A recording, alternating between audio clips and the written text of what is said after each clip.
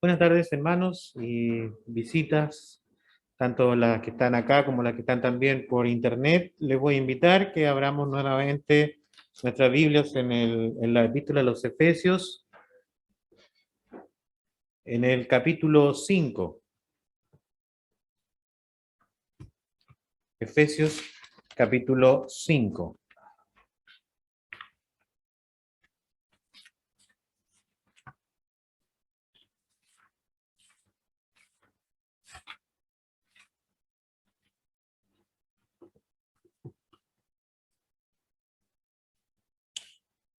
Vamos a leer toda la primera sección, desde el 1 hasta el 20. Dice así la palabra del Señor. Sed pues imitadores de Dios como hijos amados, y andad en amor como también Cristo nos amó y se entregó a sí mismo por nosotros, ofrenda y sacrificio a Dios en olor fragante. Pero fornicación y toda inmundicia o avaricia ni aun se nombre entre vosotros, como conviene a santos, ni palabras deshonestas, ni necedades, ni truanerías, que no convienen, sino antes bien acciones de gracias. Porque sabéis esto, que ningún fornicario o inmundo o avaro que es idólatra tiene herencia en el reino de Cristo y de Dios. Nadie os engañe con palabras vanas, porque por estas cosas viene la ira de Dios sobre los hijos de desobediencia. No seáis pues partícipes con ellos, porque en otro tiempo erais tinieblas, mas ahora sois luz en el Señor. Andad como hijos de luz, porque el fruto del Espíritu es en toda bondad, justicia y verdad, comprobando lo que es agradable al Señor.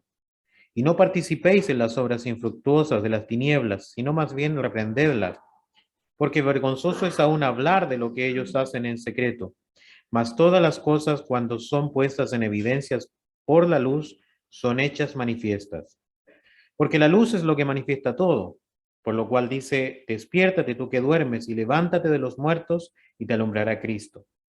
Mirad pues con diligencia como andéis, no como necios, sino como sabios, aprovechando bien el tiempo porque los días son malos.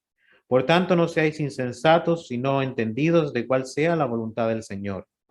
No os embriaguéis con vino, en lo cual hay disolución, antes bien, sed llenos del Espíritu, hablando entre vosotros con salmos, con himnos y cánticos espirituales, cantando y alabando al Señor en vuestros corazones, dando siempre gracias por todo al Dios y Padre en el nombre de nuestro Señor Jesucristo. Conectándolo con lo que estuvimos estudiando la vez anterior, donde vimos el versículo 17 y el final de la primera sección de este capítulo, dijimos que el versículo 17 era un nexo, una unión, que conectaba lo que terminaba con lo que iba a comenzar. Y para ello, para ejemplificar estas zonas, estas partes en las cuales se divide la epístola a los Efesios, hicimos una ilustración, no es propia, fue tomada de un escritor, que decía que Efesios, entre otras cosas, es una carta escrita para que la iglesia supiese qué es la iglesia, para que el cristiano sepa lo que es un cristiano. Y que la Biblia describe en los primeros 3 capítulos al cristiano y a la iglesia como el conjunto de los cristianos como la obra más excelsa entre la creación de Dios en esta tierra, como una institución increíblemente importante, increíblemente influyente, cuya influencia va más allá incluso del quehacer terrenal de esta vida. No es una institución social como podría ser un partido político, como podría ser una junta de vecinos o una gran empresa. La iglesia del Señor es conformada primeramente no por personas que voluntariamente acceden a inscribirse en una posición, sino que son llamadas por Dios. Y su posición en este llamado tiene que ver con una obra especial que la Trinidad misma ha hecho en sus vidas. El Dios Padre, Dios Hijo, Dios Espíritu Santo han trabajado en la vida de esas personas, las cuales no son ni los más sabios ni los más entendidos, pero los ha llamado para acercarse a Cristo en una unidad que es lo que llamamos la iglesia de Cristo. Los llamados afuera, los sacados del mundo, los que son llamados y han obedecido este llamamiento por el impulso del mismo Dios y del Espíritu Santo, viniendo a Cristo, encontrándose con Él y teniendo comunión con Él por medio de la obra y el sacrificio del Señor. Entonces alguien ejemplificaba que decía, la iglesia es como si pensáramos en un auto de alta gama, en un auto de lujo, en un Ferrari, en un Lamborghini, para los que les pueda gustar, ¿cierto? Los autos. Un auto muy bien hecho, pero cuyo funcionamiento está completamente, depende completamente de las instrucciones del mismo Dios. En los primeros 3 capítulos se nos describe, por decirlo así, los componentes de esto tan maravilloso que es este auto de alta gama. La iglesia se describe en sus componentes. ¿Qué es lo que es? ¿Dónde está? ¿Cuál es su posición? Y principalmente, una de las cosas importantes que se nos dice en los primeros capítulos es lo que está en el capítulo 1, versículos 19 y 20, donde nos dice... ¿Y cuál es la supereminente grandeza de su poder para con nosotros, lo que creemos según la operación del poder de su fuerza, la cual operó en Cristo resucitándole de los muertos y sentándole a su diestra en los lugares celestiales? Entonces, ¿cuál es el poder que opera en la iglesia? ¿Cuál es la fuente de energía? ¿Cuál es la gasolina, por decirlo así, el combustible que ocupa esto que es la iglesia? El poder que mueve la iglesia no es la fuerza individual de cada uno de sus miembros, no es algún tipo de poder que le pueda otorgar el Estado o la sociedad, sino que el poder viene directamente de Dios y es el mismo poder que operó en Cristo levantándole de entre los muertos. Es un poder vivificante. Es un poder extraordinario en cuanto a que logró el primero de muchos milagros que vendrán con todos los creyentes, ya que la resurrección de Cristo no es más que una antesala, un anticipo de lo que será la resurrección general de todos los creyentes. Una resurrección que no es meramente la resurrección del cuerpo, sino la creación de un nuevo ser que serán los creyentes con un cuerpo nuevo. Las nuevas criaturas ya con su propio cuerpo celestial. Entonces, es un poder extraordinario el que mueve a esto que es la iglesia y al cristiano. De todo esto Pablo habla en los capítulos del 1 al 3. Sin ir más lejos, después en el capítulo 3, del versículo 3 en adelante, ¿cierto? Dijimos que también hablaba, por decirlo así, del motor de partida, el que le da inicio a este movimiento, la marcha, especialmente en el versículo 16 del capítulo 3, nos dice, para que os dé conforme a las riquezas de su gloria el ser fortalecidos con poder en el hombre interior por su espíritu. El hombre interior por su espíritu. El poder del Espíritu Santo es el que fortalece y le da vida a este hombre interior, ¿ya? Que hace funcionar esto que es la iglesia. Luego, del capítulo 4 en adelante, principalmente todo lo que es capítulo 4 y gran parte del 5 hasta, digamos, el versículo 17 más o menos del capítulo 5, nos enseña dónde debe caminar la iglesia. Por decirlo así, si siguiéramos la alegoría del auto, ¿qué caminos debe andar? ¿Cuál es la autopista designada por Dios para andar?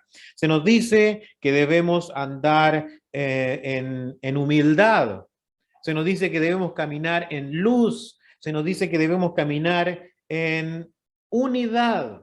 Se nos dice que debemos caminar en amor y finalmente los últimos versículos que vimos, que debemos caminar en sabiduría. El caminar del creyente es un caminar en sabiduría, no en necedad. Compara la necedad, la tontera, digamos, esta obsesión por la ignorancia, el amor a la ignorancia, por decirlo así, dicho de una manera lo que sería la necedad. En comparación a eso en contraste con eso está la sabiduría, en andar en sabiduría. Pero luego nos presenta en esta misma sección donde nos habla sobre el camino, sobre la autopista sobre la cual va a andar este vehículo, se nos dice que van a haber obstáculos, van a haber problemas.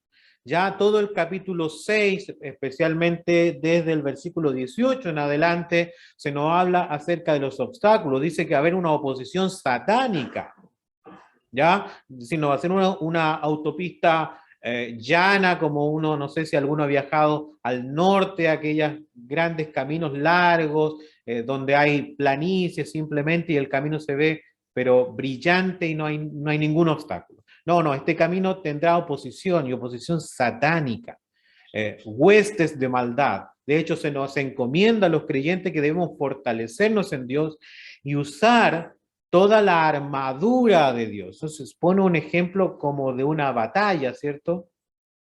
Y después además nos dice que oremos en todo tiempo, orar para que el Señor nos ayude. Así que tenemos este cuadro de unidad en la epístola a los Efesios que pasa por todas estas partes. Dentro de esta última sección, que es el caminar del creyente, el caminar del cristiano, y cuando habla acerca de los obstáculos, uno de los obstáculos que comienza hablando es justamente de el vivir en la necedad de las mayores necedades, que es el vivir en la embriaguez. ¿Ya? Está dentro de esto y comienza una sección preciosa que nos habla acerca de lo que es ser lleno del Espíritu Santo. Y se nos dan por lo menos 5 evidencias de una vida llena del Espíritu. Es una vida que, según Pablo, va a cambiar todas nuestras relaciones interpersonales. Por ejemplo, el que es lleno del Espíritu, en los versículos que siguen, su hablar constante es salmos, himnos, cánticos espirituales, con gozo y acciones de gracia. Se relaciona con sus hermanos especialmente y con todo el mundo, alabando y glorificando a Dios. Sus discursos son siempre glorificadores a Dios, recordando las maravillas y las glorias de Cristo. Ese es su hablar normal para el que anda lleno del Espíritu Santo. El que es lleno del Espíritu Santo se somete humildemente a todos, dice el versículo 21, someteos unos a otros en el temor de Dios. Principalmente está hablando referente a la iglesia, por cierto, pero en algún sentido también, después lo vamos a estudiar, tiene que ver con una actitud normal del corazón del creyente. Sujeto, humilde, tomando a otros por encima de uno, no anteponiéndose en una actitud egoísta ni egocéntrica. Eso es estar lleno del Espíritu Santo. ¿Qué otras relaciones interviene? Bueno, el esposo.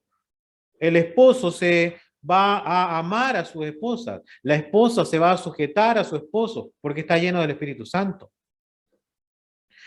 Los hijos, que tanto a lo mejor les cuesta llevarse bien con sus padres, especialmente cuando ya empiezan a crecer. Bueno, los hijos llenos del Espíritu Santo obedecerán a sus padres. Los padres llenos del Espíritu Santo no llevarán a airarse a sus hijos, pero los criarán en amonestación del Señor y en disciplina.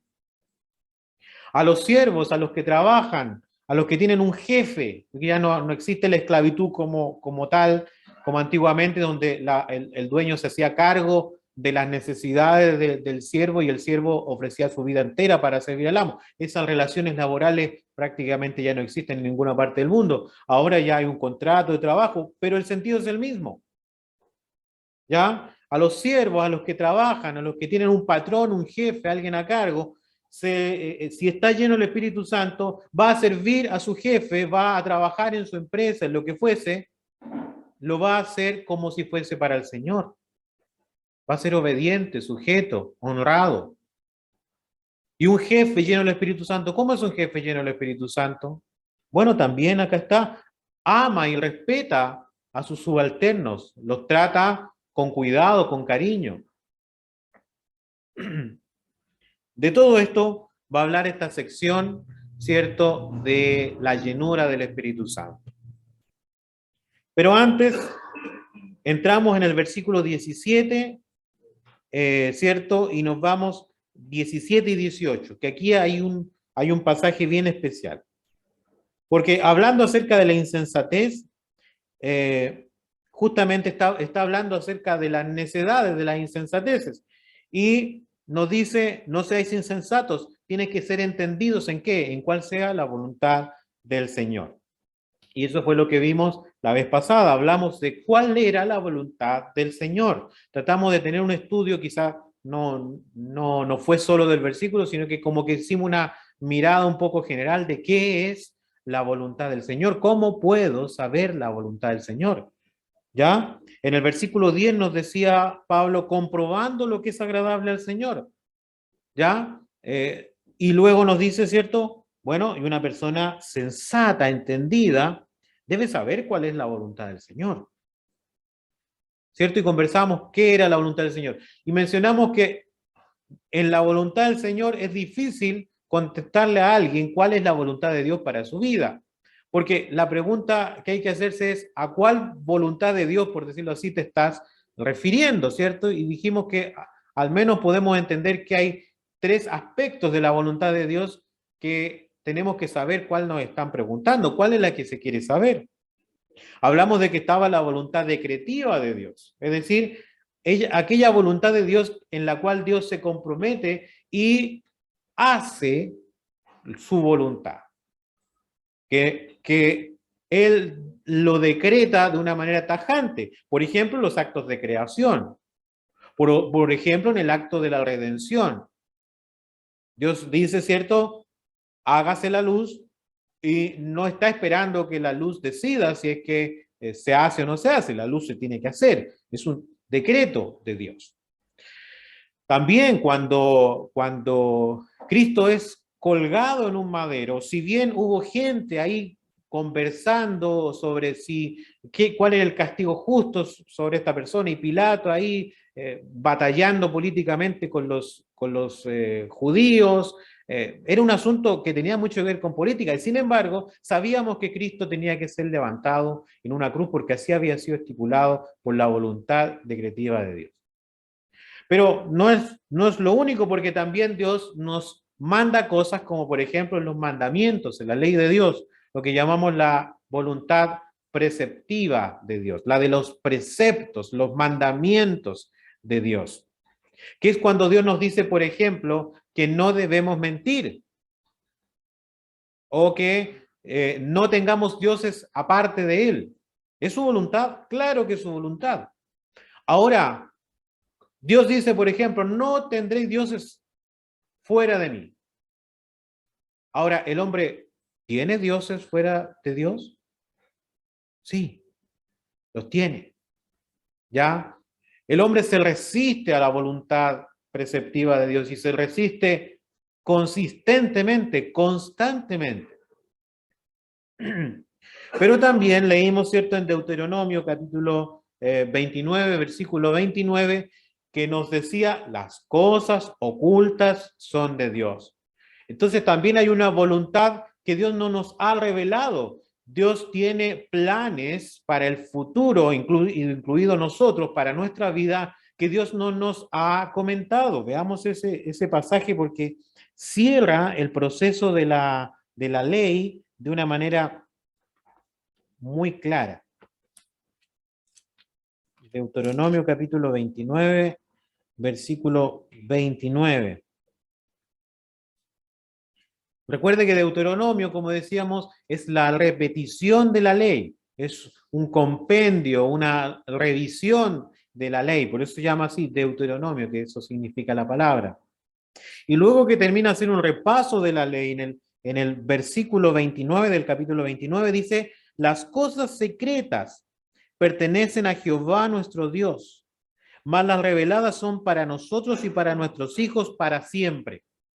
¿Ya? Entonces está diciendo, Dios ha revelado ciertas cosas, pero hay cosas que Dios se ha guardado, algo que está oculto de nosotros. ¿Ya? Pero las que están reveladas, ¿y qué era lo que estaba hablando, lo que estaba revelado en ese momento? La ley. La ley de Dios, los preceptos de Dios habían sido revelados. Y dice, ¿para qué fueron revelados? para que cumplamos todas las palabras de esta ley. ¿Ya? Entonces, tomando este versículo y varios versículos que vimos, por ejemplo, Tesalonicenses, capítulo 4, versículo 3, donde dice que la voluntad de Dios es nuestra, bueno, dice vuestra santificación. Juntándolo con varios versículos que vimos, la voluntad de Dios, ¿cierto?, para nuestras vidas es nuestra santificación. Es que obedezcamos la palabra de Dios. ¿Ya? Y eso es lo que dice acá. Dios nos ha revelado algunas cosas. ¿Qué cosas? Sí, nos ha dado algún panorama general de lo que sucederá en el futuro, sí. Pero ¿sabemos qué va a pasar con nosotros en 3, 4 o 5 años? No, no lo sabemos.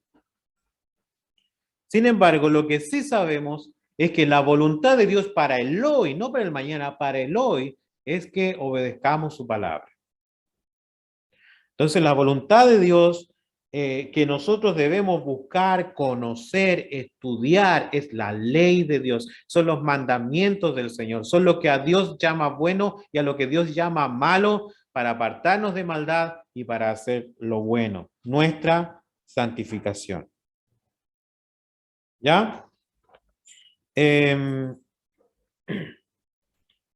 Bueno, entonces vamos a este versículo entonces de Efesios capítulo 5. Como dijimos, la llenura del Espíritu Santo, del versículo 18, antes bien ser llenos del Espíritu Santo, transformará todas nuestras relaciones.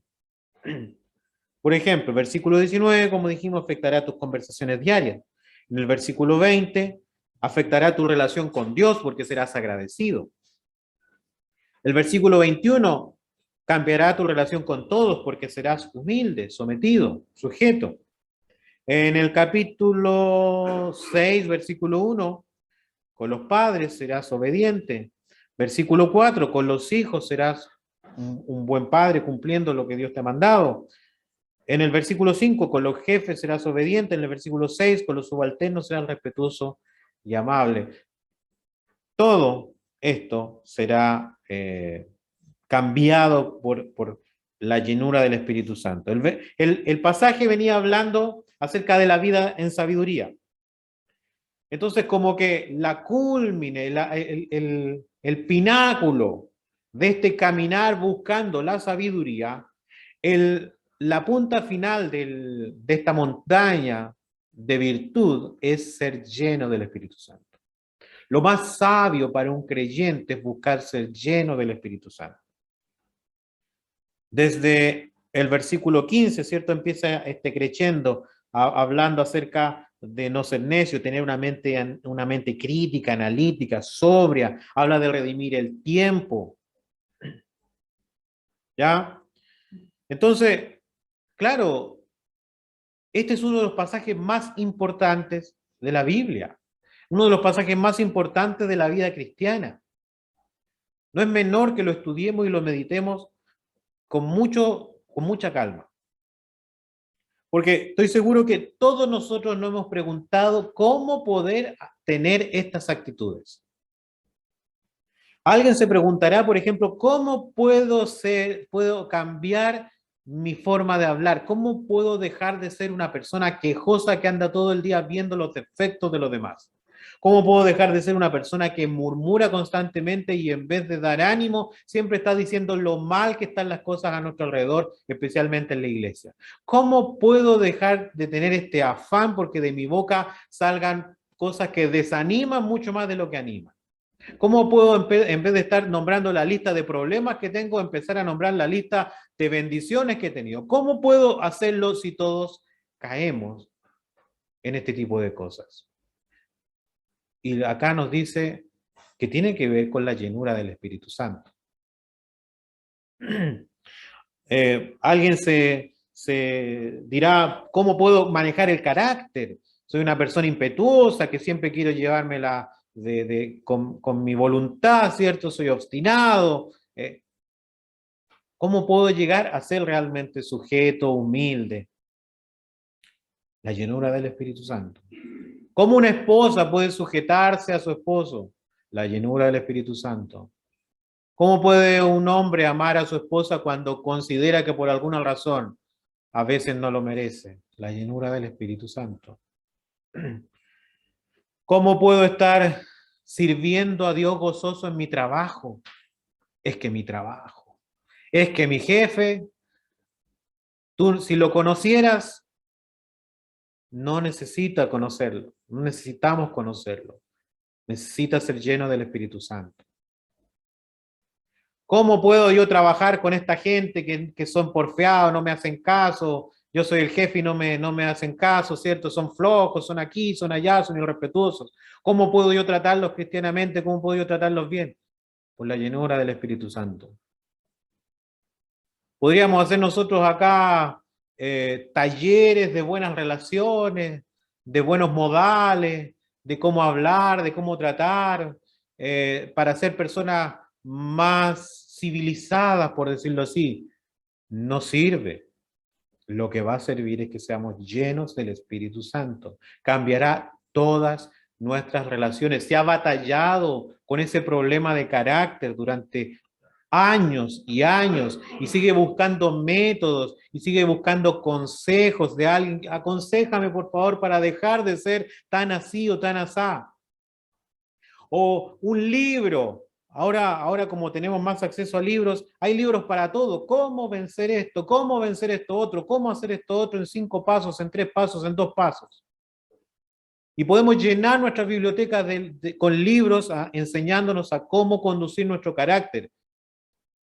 La palabra de Dios nos dice que debemos ser llenos del Espíritu Santo. La clave está ahí. No es lo único. No estamos diciendo que no sirvan los libros, pero la base, la clave, el elemento fundamental de un carácter que se sujeta a la ley de Dios es ser lleno del Espíritu Santo. Entonces, comenzar con lo otro es comenzar de atrás para adelante. Como siempre decimos en Efesios, nos muestra mucho esto de colocar, como se dice, la carreta delante de los caballos. Hacerlo al revés, partir mal. Así como comentábamos que todo el libro de Efesios está escrito para creyentes, de modo que si alguien empieza a querer vivir en el caminar del creyente, andar en humildad, andar en gozo, andar en sabiduría, pero todavía no es creyente, todavía no ha rendido su vida a Cristo, todavía no ha nacido de nuevo, está colocando, como se dice, la carreta delante de los caballos. Va a ser imposible, va a ser un problema. Se va a volver un religioso.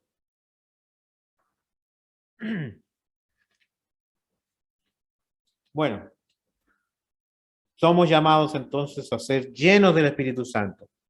Ahora tenemos otra opción, sí, pues la opción tradicional del religioso. Hacerlo con todas nuestras fuerzas. Hacerlo con todo lo que tenemos. Bueno, había una anécdota que se contaba por ahí de un campesino, una persona muy humilde, ¿cierto?, que se había ganado un vehículo de alta gama. Obviamente nunca lo había visto, así que ¿qué hizo él? Lo amarró a su caballo y se lo llevó arrastrando con una cuerda. Esa mirada, pensando qué ridículo eso, es la misma mirada que tendríamos que ver cuando la vida cristiana queremos llevarla por nuestras propias fuerzas. Cuando queremos llevar nuestra vida cristiana atada y arrastrándola por nuestra propia carne. Que nuestra carne sea el motor que mueve la vida cristiana. La vida nueva es espiritual y se mueve por el poder del Espíritu. Lo leímos, ¿cierto?, en el versículo 16 del capítulo 3. Por el poder del Espíritu. El poder del hombre interior es el Espíritu Santo, es el movimiento, es el motor. No lo arrastremos entonces nuestras vidas con la carne. Como decíamos, es uno de los versículos más importantes, ¿cierto?, de la Biblia. Nos dice que nosotros tenemos a disposición el poder que resucitó al mismo Cristo, el poder del mismo Dios, el poder del Espíritu Santo. Ese es el poder que tenemos a nuestra disposición para vivir la vida santa que Dios quiere que vivamos, para apartarnos del pecado, para crecer en la gracia, para desarrollar nuestros dones, para servir a los hermanos, para testificar a otros acerca de Cristo, para hacer luz en medio de este mundo. El poder que tenemos a nuestra disposición es el mismo poder de Dios que levantó a un cuerpo muerto y completamente muerto como era el cuerpo de Cristo, en una tumba. Y no solamente lo levanta para darle la vida anterior, lo transforma en un ser completamente nuevo, espiritual, un cuerpo celestial, un misterio todavía para nosotros porque solamente sabemos algunas características de esta nueva creación. Pero ese mismo poder, hermanos, está a nuestra disposición para vivir la vida cristiana. Así que si vivimos una vida miserable, una vida triste y pobre como cristianos, una vida que nos da vergüenza, no es por falta de provisión divina. No es porque es que Dios no ha hecho tanto en mí. Es que es un proceso y nos acostumbramos a un estándar bajo y nos acostumbramos a una vida pasiva, con lo mínimo posible, si con esto ya se cumple, si con esto ya estoy haciéndolo. Una vida mediocre. Cuando somos movidos por el poder de resurrección. ¿Cómo es entendible esto? ¿Cómo es entendible que Jesucristo, estando muerto en una tumba, se levanta en un cuerpo glorioso que desaparece, cambia de forma, que se entra a un lugar sin entrar por una puerta, que se eleva a los cielos, al menos de las pocas cosas que sabemos de ese cuerpo espiritual, un cuerpo glorioso? El poder que levantó a Cristo de los muertos es el poder que tiene el cristiano.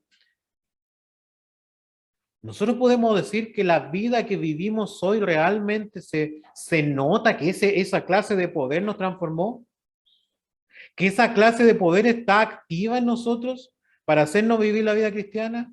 Podemos nosotros decir, sí, realmente esa clase de cambio hay en mi vida. Esa clase de cambio hay en mis afectos, en mis emociones, en mis deseos. O simplemente es como un pequeño maquillaje. Somos mundanos maquillados de cristianos, disfrazados, simulando una vida con algunos elementos. Por ejemplo, venir de vez en cuando a ese lugar que le llaman la iglesia, el local. Eso es la vida de resurrección actuando en nosotros. Es para que lo meditemos. Y en este pasaje nos dice, antes de entrar a la llenura, nos dice, no os embriaguéis con vino. Yo creo que todos nos hemos preguntado por qué hace esta comparación en este versículo. ¿Por qué compara el beber vino, en particular embriagarse bebiendo vino, con ser lleno del Espíritu Santo? ¿Por qué lo coloca en un contraste? Porque suena, no sé, a mí me suena un contraste demasiado difícil de entender. ¿Ya? Traté de pensar en un ejemplo. Y si tú estás preparando un viaje, yo te digo, no, detente, no hagas tu viaje, mejor cómete esta manzana. Tú quedarás, ¿qué tiene que ver? ¿Por qué me dicen no esto, pero hace esto otro, que son de dos categorías, dos acciones de dos categorías completamente distintas? Parece absurdo, ¿cierto? Pero si vamos a este versículo y lo miramos así, nos salta eso. ¿Qué tiene que ver una bebida a base de fruta, de la uva, ¿cierto? Con Dios Espíritu Santo viniendo a morar en el creyente. ¿Qué tienen que ver una cosa con la otra? Bueno, se han dado algunas explicaciones. Por ejemplo, y le voy a dar esto con conocimiento de causa, por supuesto, para los que conocen nuestra historia, la explicación pentecostal es que se parecen en cuanto a que tanto la embriaguez como la llenura del Espíritu Santo hacen al hombre perder el conocimiento, embriagarse como quien pierde el control de sus propias facultades y es dirigido de una manera como en una especie de trance a hacer algunas cosas que se hacen en ese tipo de cultos. Definitivamente, por supuesto, esa no es la respuesta. De hecho, todo lo contrario. El Espíritu Santo después nos enseña que produce todo el efecto contrario, te hace aún más consciente, te hace más sabio, más prudente, más obediente, más sujeto, más humilde. Lejos de perder el control, el Espíritu Santo permite que la nueva criatura, la nueva creación de Dios en tu vida, el nuevo ser, el que nació de nuevo, Él tenga el control de tu vida por sobre el poder del pecado. O sea, es más control, no menos control. Así que esta idea, ¿cierto? Esta comparación, no va.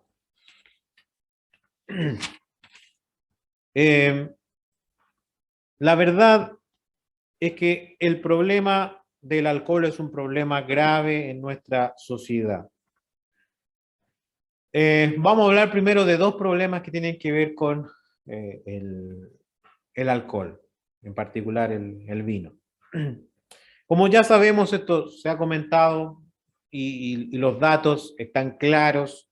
El problema del alcohol, el problema del consumo del alcohol es un problema grande en nuestra sociedad, especialmente en Latinoamérica. Hoy, al menos en Latinoamérica, es el causante de una enorme cantidad de muertes.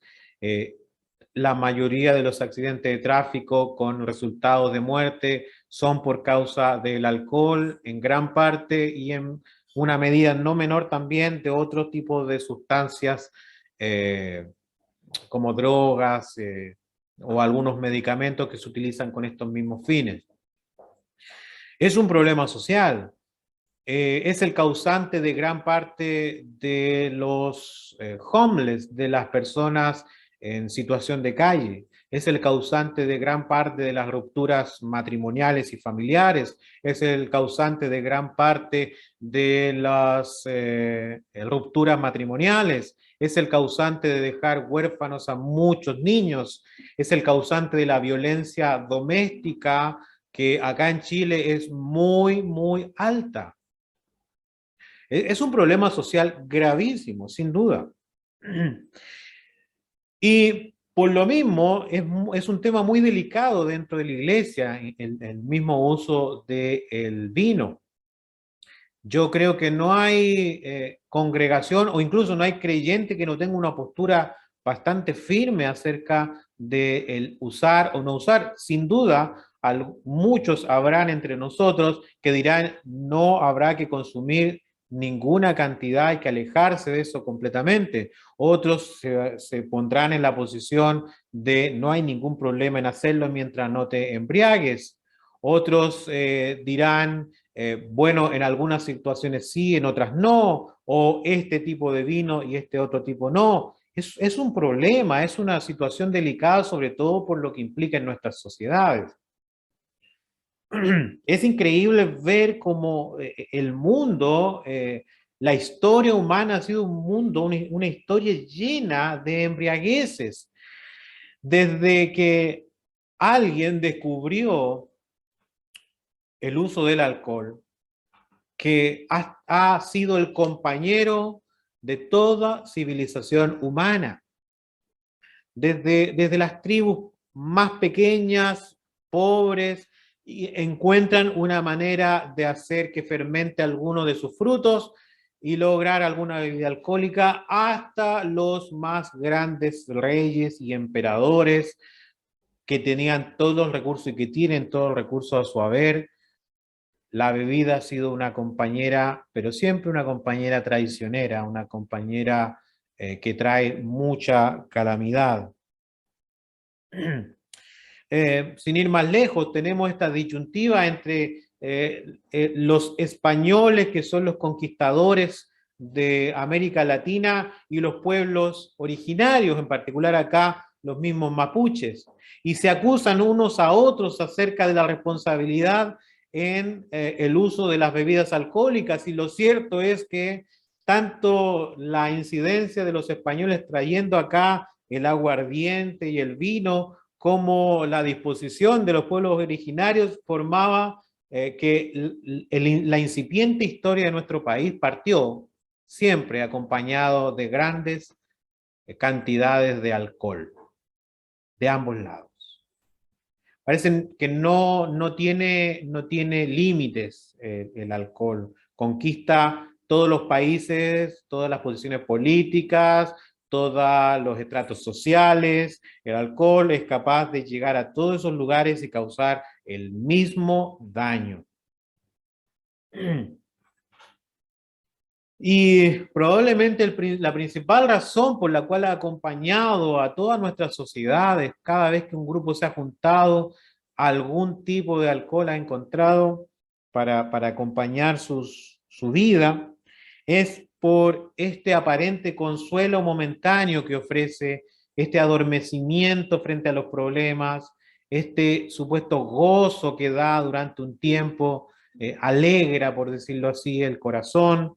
Y esto se transforma en un vicio de volver a sentir eso, de volver a olvidarte de tus problemas, volver a sentir esta alegría, este gozo, volver a desinhibirme y poder reírme y todo eso. Su principal uso es el producir gozo para los que están alegres y producir consuelo a los que están tristes. Y se transforma en un círculo vicioso, ¿cierto? Nuestros pueblos latinoamericanos en general han sido pueblos pobres y siempre han estado acompañados del alcohol. ¿Por qué? Porque la pobreza trae problemas, dificultades, deudas, y eso te llama al vicio, al alcohol. Y el alcohol produce más pobreza, y la pobreza a la vez más vicio, formando un círculo interminable. No sé si alguien entre nosotros estará batallando con el abuso del alcohol u otras sustancias, pero Dios nos enseña que el consuelo y el gozo sí son su voluntad para nosotros, pero no, por supuesto, en una botella. Dios quiere que nosotros sí seamos felices. Dice en el discurso del monte el Señor Jesús, en uno de sus primeros discursos públicos, bienaventurados, y empieza a decir estos y aquellos. Bienaventurados no es otra palabra que decir felices o dichosos. Felices estos, felices aquellos. En Eclesiastés nos dice que hay un momento para reír. No es la vida diseñada por Dios una vida solo de sufrimiento, hay un momento para reír. Jesús nos dijo, mi gozo os doy. Nos dijo, otra vez os digo, regocijaos. Nos enseña la Escritura, estad siempre gozosos. El salmista dijo, en tu presencia hay plenitud de gozo. Y no sé si por ahí está incluso todavía el versículo, de aquí os doy nuevas de gran gozo. Dios no nos está llamando una vida de angustia, sufrimiento, de seriedad, como si la seriedad fuese cristiana. Dios nos quiere que el creyente viva una vida de gozo, pero un gozo encontrado en la misma persona de Dios. Por eso estamos hablando de la llenura del Espíritu Santo. Aquí está entonces la primera comparación que le da sentido a este versículo. El Espíritu Santo es el verdadero dador de gozo, es el verdadero consolador en tiempos de angustia. El mismo Jesús le llama que porque él estaría ausente cuando él es llevado, ¿cierto?, a los cielos. Él dice, él vendrá el Espíritu Santo y él será el consolador, él los consolará en esta ausencia en que yo no estaré. Los discípulos estaban tristes por su maestro, al cual habían seguido durante varios años, los iba a dejar solo y él les dice, enviaré al consolador, enviaré a uno que es como yo. El Espíritu Santo es el verdadero consolador y dador de gozo. ¿Ya? El vino no es más que un sedante artificial, un sucedáneo, una imitación barata del consuelo, una imitación insensata. Por eso decíamos que no hay nada más sensato que buscar la llenura del Espíritu Santo y no hay nada más insensato que embriagarse para encontrar el consuelo y el gozo. Trae un olvido momentáneo que traerá más ruina. ¿Ya? Versículo más, primera de Pedro 5:7. Dice, echando toda vuestra ansiedad, ¿sobre quién? ¿Sobre el alcohol? No, sobre Él, porque Él tiene cuidado de vosotros. El vino entonces no es el remedio a las preocupaciones, trae más problemas. No es el remedio a los problemas, añade problemas. Toda ilustración bíblica de la embriaguez es desastrosa. Cada vez que la embriaguez está involucrada en algún evento bíblico, trae desastres y podríamos nombrar varias. Por ejemplo, la situación de Noé, que incurre cuando se embriaga, incurre en una situación vergonzosa, ¿cierto? Se desnuda y finalmente da un espectáculo funesto. Lot, cuando se embriaga, también sus hijas cometen un acto inmoral, un desastre. Nabal, ¿cierto? El que se encuentra con David y niega la ayuda a David.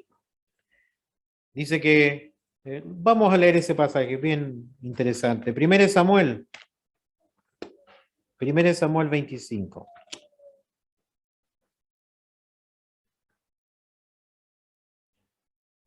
1 Samuel 25 del 36.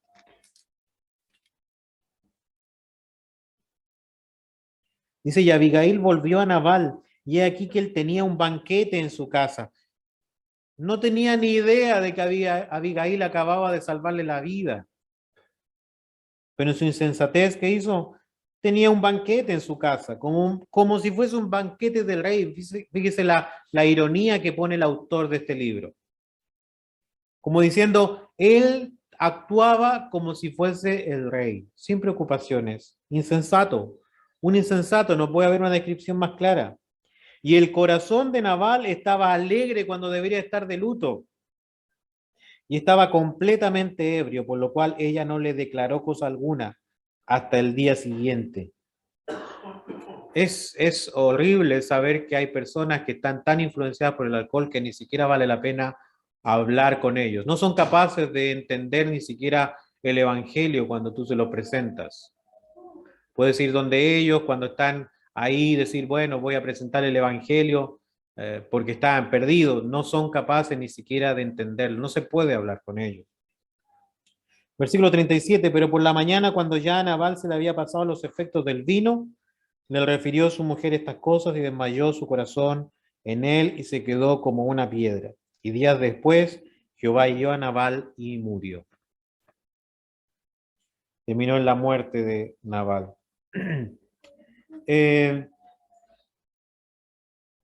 También tenemos el ejemplo de Ela, el rey de Israel, que duró unos días, porque de los primeros días de su reino se emborrachó y uno de sus siervos quiso tomar su lugar y fácilmente lo hizo porque estaba fuera de sí y lo mató, siendo Simri.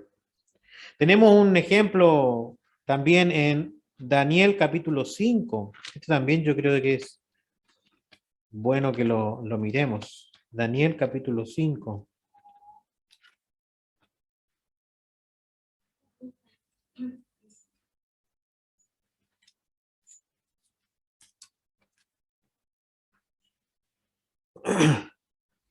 Dice, el rey Belsasar hizo un gran banquete a 1000 de sus príncipes, y en presencia de los 1000 bebía vino.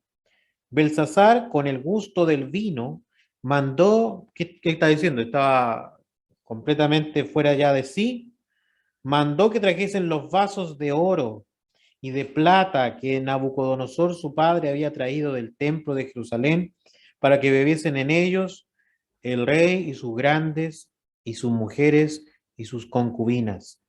El pequeño respeto que había manifestado Nabucodonosor, que si bien había conquistado y tomado y sitiado Jerusalén y había traído los tesoros del templo, Nabucodonosor había sido temeroso de Dios, su hijo, el poco temor que probablemente recibió por las instrucciones de su padre, se le fue inmediatamente con el vino, el gusto del vino en su boca, dice. O sea, desinhibe, quita ese poco control que tenemos sobre nuestras propias pasiones. Entonces fueron traídos los vasos de oro que habían traído del templo de la casa de Dios que estaba en Jerusalén, y bebieron en ellos el rey y sus príncipes y sus mujeres y sus concubinas. Bebieron vino y alabaron a los dioses de oro. Este pasaje también lo vamos a mencionar de ahí por la segunda razón comparativa que hace Pablo. Bebieron vino y alabaron a los dioses de oro y de plata, de bronce, de hierro, de madera y de piedra. En aquella misma hora aparecieron los dedos de una mano de hombre que escribía delante del candelero sobre lo encalado de la pared del palacio real, y el rey veía la mano que escribía. Entonces el rey palideció y sus pensamientos lo turbaron, se debilitaron sus lomos y sus rodillas daban la una contra la otra. El rey gritó en voz alta que se hiciesen venir a magos, caldeos y adivinos, y dijo el rey a los sabios de Babilonia: cualquiera que lea esta escritura y que muestre su interpretación será vestido de púrpura, y un collar de oro llevará en su cuello, y será el tercer señor en el reino. Entonces fueron introducidos todos los sabios del rey, pero no pudieron leer la escritura ni mostrar al rey su interpretación. Yendo más adelante, versículo 13, entonces Daniel fue traído delante del rey y dijo el rey a Daniel: ¿eres tú aquel Daniel de los hijos de la cautividad de Judá que mi padre trajo de Judea? Yo he oído de ti que el espíritu de los dioses santos está en ti. Fíjese la diferencia y el contraste. ¿Qué había en Daniel que no había en Belsasar? El espíritu, él le llama el espíritu de los dioses porque no lo ignora. Es el espíritu de Dios, es de el Dios, el único y verdadero Dios. Está en ti, y que en ti se halló luz, entendimiento y mayor sabiduría. Le comenta la situación, ¿cierto? Bueno, después podemos leer con calma este pasaje. Finalmente, ¿cierto? Se le descifra lo que está en la pared y el reino es quitado de Belsasar. Siempre ha estado relacionado el vino con tragedia. En Corinto, los hermanos de Corinto, en 1 Corintios capítulo 11, se nos dice Pablo que algunos hermanos se embriagaban en la comunión, en la cena del Señor. Y ya vamos a ver por qué es tan grave eso. Habla de una vida sin refreno, ¿cierto? De una inmoralidad sexual, vergüenza, cosas vergonzosas. Por eso es que Primera de Timoteo capítulo 3, cuando se nos habla de los requisitos de los pastores y luego de los diáconos, a ambos se les menciona que no sean dados al vino. Pero la expresión que Pablo dice, según otras traducciones, se refiere a no pasar mucho tiempo con su vino, no permanecer mucho tiempo con su vino. ¿Y por qué? Porque el vino antiguo no tenía la graduación alcohólica que tienen los vinos actuales.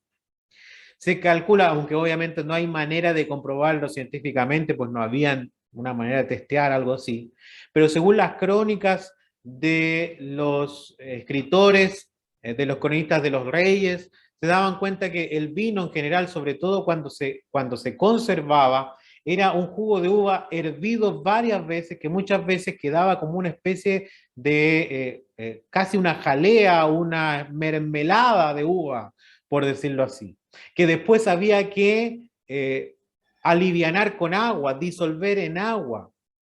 El alcohol se iba en gran cantidad, así que no superaba los 2 o 3 o 4 grados, cuando más de alcohol. Eso no es más de lo que tiene una de las cervezas más ligeras de las que venden hoy en el comercio. Así que inclusive nuestro vino no es en comparación al vino de la época.